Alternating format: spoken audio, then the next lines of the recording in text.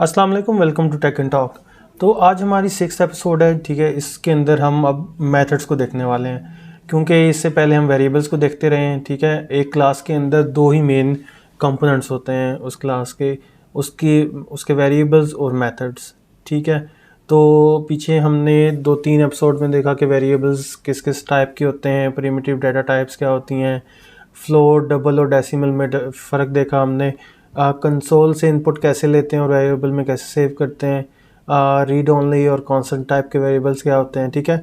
तो ये काफ़ी वेरिएबल्स की डिस्कशन हो चुकी है। अब हम मेथड्स की तरफ आते हैं कि मेथड क्या होते हैं।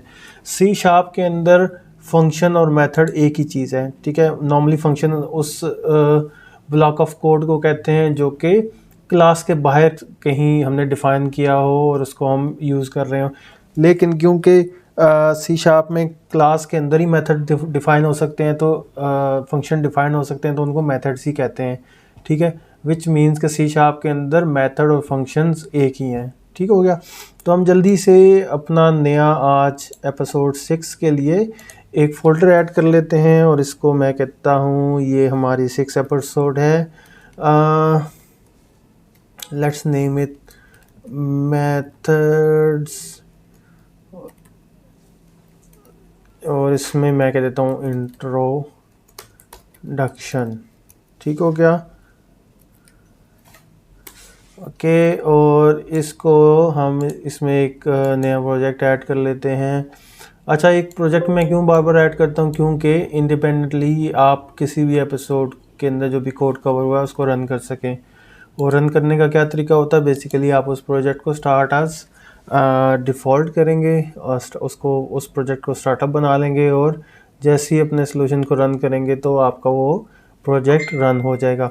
और इसका नाम भी हम यही रख लेते हैं, मेथड्स इंट्रोडक्शन, ठीक है। और इसको मैनेज करने के लिए यहाँ पे उसी नाम का एक फ़ोल्डर बना लेते हैं सेपरेटली, ठीक हो गया। कोड मैनेजमेंट भी एक काम है, ठीक है। अगर आपने अच्छा कोड लिखा हुआ है लेकिन आपने सॉल्यूशन मैनेज नहीं किया हुआ तो ये एक बैड इंप्रेशन जाता है। अच्छा जी, इसको इसी तरह से क्रिएट कर लेते हैं .NET 6 के अंदर। एक छोटा सा रिकैप कर लेते हैं, अभी तक हमने जितना भी कोड किया वो .NET 6 के अंदर किया है, और .NEट 6 के अंदर यू गाइस नो दैट कि C sharp I think 10 use हो रही है, ठीक है। उसमें बहुत से एडवांस फीचर्स हैं लेकिन अभी हमने उसको टच नहीं किया, हम बिल्कुल बेस को क्लियर कर रहे हैं। और ये विजुअल स्टूडियो 2022 है, ठीक है। जो इसका लेटेस्ट कम्युनिटी एडिशन है, मैंने हफ्ता पहले ही इसको अपडेट किया था 17.3.3, ठीक है। तो हम जो भी कोड कर रहे होंगे हम कोशिश यही करेंगे कोई भी नई रिलीज़ या अपडेट आती है अपना ये पूरा सलूशन उसके ऊपर अपडेट कर दें, ताकि किसी भी पॉइंट ऑफ टाइम के ऊपर हमारा कोड और हमारा पूरा जो प्रोजेक्ट और सलूशन जो है वो अपडेटेड रहे, ठीक हो क्या। चलें, ये तो थी थोड़ी सी बात बैकग्राउंड के पर्सपेक्टिव में। अब हम आ जाते हैं अपने आज के टॉपिक के ऊपर, मेथड्स एंड इंट्रोडक्शन, ठीक है। मेथड्स क्या होते हैं, उससे पहले मैं इसको अपना सेट ए स्टार्टअप प्रोजेक्ट बना लेता हूँ, ठीक हो गया। और इसको हम अब कहीं से भी रन कर सकते हैं। प्रीवियस एपिसोड्स के अंदर मैं इसको पैकेज मैनेजर कंसोल के अंदर से रन करता रहा हूँ, ठीक है। तो आज हम इसको थोड़ा सा यहीं से ही रन करके देखेंगे, ठीक हो गया, ताकि आप लोगों को फ्लेवर मिल सके कि डिफरेंट तरीके हैं इस प्रोजेक्ट को एग्जीक्यूट करने के। आप कंसोल से रन कर सकते हैं, आप इसी ये स्टूडियो कोड से रन कर सकते हैं, इधर से आप डिबग भी कर सकते हैं, ठीक हो गया।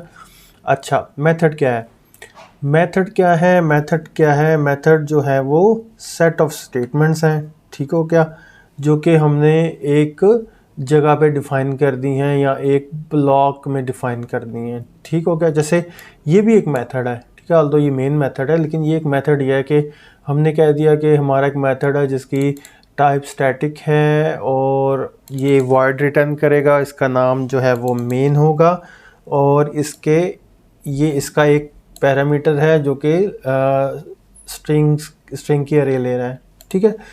तो हमें क्या पता चला कि एक मेथड के कुछ कंपोनेंट्स होते हैं, ठीक है। और वो कंपोनेंट्स क्या हैं, वो कंपोनेंट्स हैं जी, सबसे पहले एक्सेस मॉडिफायर, ठीक है, एक मेथड का एक्सेस मॉडिफायर होता है। हम इसको लिख लेते हैं अपने पास, ठीक है। यहाँ पे हम लिख लेते हैं मेथड एंड इंट्रोडक्शन, ये हमारा टॉपिक है, इसको कह देते हैं टॉपिक, ठीक है। इसको हम ऊपर कह देते हैं कि elements of a method. Elements of method में क्या आता है? सबसे पहले एक्सेस स्पेसिफायर, ठीक हो गया। दूसरे नंबर पे क्या आता है हमारे पास? एक्सेस स्पेसिफायर आ गया। दूसरे नंबर पे आता है हमारी रिटर्न टाइप, ठीक है। एक मेथड की रिटर्न टाइप भी होती है। तीसरे नंबर पे आ जाता है नेम ऑफ ए मेथड, ठीक है, जैसे ये मेन मेथड इसका नाम है, ठीक हो गया। चौथे नंबर पे क्या आ जाता है जी? पैरामीटर्स। ये देखें मेथड के अंदर पैरामीटर पास हुए हैं, ठीक है। और last but not the least method body, ठीक है, यानी कि इन ब्रैकेट्स के अंदर जो कुछ भी लिखा हुआ है, जितनी भी स्टेटमेंट्स हैं, वो मिलके मेथड की बॉडी बनाती हैं, ठीक हो गया। अब हम इन्हीं 5 एलिमेंट्स को ज़हन में रखते हुए एक मेथड डिफाइन करते हैं, ठीक है। और हम इसको डिफ़ाइन कैसे करते हैं? हम यहाँ पे एक नया मेथड बनाते हैं जो क्या कर रहा होगा, लेट्स से यूज़र से उसका नाम लेगा और उसको हेलो करेगा, ठीक है, और उसको गुड मॉर्निंग करेगा और कहेगा hope you are having a great day today, ठीक है। तो उसका तरीका क्या है? सबसे पहले एक्सेस स्पेसिफायर, ठीक है। तो क्योंकि ये एक मेन मेथड है और ये स्टैटिक टाइप का होता है, हमें पता है, तो हमें भी यहाँ पे स्टैटिक टाइप का ही मेथड बनाना पड़ेगा। इसकी डिटेल में जाने की ज़रूरत नहीं है, ये हम लेटर ऑन किसी कमिंग एपिसोड में देखेंगे कि स्टैटिक मेथड के लिए, स्टैटिक मेथड के अंदर से कॉल करने के लिए हमें एक स्टैटिक मेथड की ही ज़रूरत क्यों पड़ती है, ठीक है, खासतौर पे जब वो मेन क्लास हो, ठीक है। तो स्टैटिक हमारा एक्सेस स्पेसिफायर हो गया। अब ये रिटर्न क्या करेगा, ठीक है, लेट्स से अब ये वॉइड रिटर्न कर रहा है, ठीक है।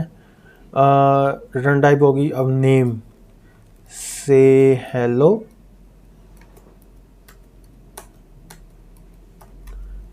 ओहो से हेलो, ठीक है। और इसमें हम फोर्थ चीज़ क्या होगी? पैरामीटर्स। हम एक स्ट्रिंग टाइप का पैरामीटर लेते हैं, उसको कहते हैं यूज़र नेम, ठीक है। यूज़र अपना नाम इसमें ऐड करेगा और उसके बाद क्या होगा, उसको हम मेथड की बॉडी बनाते हैं, जो 5th नंबर पे जो उसका एलिमेंट है मेथड का, हम उसको कहेंगे यूज़र को राइट लाइन, और यहाँ पे हम स्ट्रिंग इंटरपोलेशन यूज़ करेंगे, ठीक है। और इसको हम कहते हैं हाय, और यहाँ पे हम उसका नाम दे देंगे यूज़र नेम, ठीक हो गया। हमने उस जो भी यूज़र का नाम है उसको हाय कह दिया, ठीक है। अब हम यहाँ से अपना ये मेथड कॉल कर देते हैं,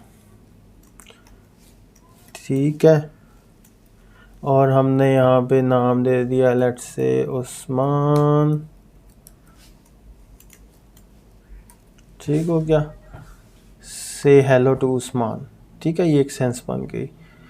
और मैं इसको जल्दी से एग्जीक्यूट करता हूँ और हमें पता चल जाएगा कि हमारा मेथड बन गया है और कॉल हो गया है, ठीक हो गया। यू कैन सी के we got hi comma space Usman, ठीक है। हमने यहाँ पे क्या अचीव किया? बेस ऑन दीज 5 एलिमेंट्स हमने एक मेथड डिफाइन किया और उसको अपने मेन मेथड में से कॉल कर लिया। अब अगर यहाँ पे आप गौर करें तो यहाँ पे 2 चीज़ें हुई हैं, एक हमारा मेथड डिफाइन हुआ है, ठीक है, और फिर उसके बाद कॉल हुआ है। ठीक है, तो हमें क्या समझ आई कि मेथड हम जितने मर्जी बनाएं वो तब तक एग्जीक्यूट नहीं होगा जब तक वो कॉल नहीं होगा। ठीक हो क्या? तो एक ये चीज़ क्लियर होगी। आप मेथड बनाते हैं क्यों? क्योंकि आप किसी और जगह से कॉल कर सकें। जब तक कॉल नहीं करेंगे मेथड एग्जीक्यूट नहीं होगा। अब देखें यहाँ पे ये ग्रे सा हो गया और इसको क्या, यहाँ पे इसका कोई रेफरेंस नहीं है। अगर आप ये प्रोजेक्ट आप रन करेंगे तो कुछ भी आउटपुट नहीं आएगी, it will be a blank console. ठीक है, ओके, ये एक चीज़ हो गई। और दूसरी चीज़, हम मेथड का पर्पस क्या होता है बनाने का? हमें ये पता है कि मेथड क्या है, सेट ऑफ स्टेटमेंट्स हैं जिनको हम एक जगह पे डिफ़ाइन कर देते हैं, तब तक कॉल नहीं होती जब तक हम उस मेथड के नाम से उसको कहीं पे यूज़ ना करें, उस मेथड का नाम कहीं पे अपने किसी फंक्शन में, कॉलिंग फंक्शन में यूज़ ना करें। तो पर्पस क्या हुआ?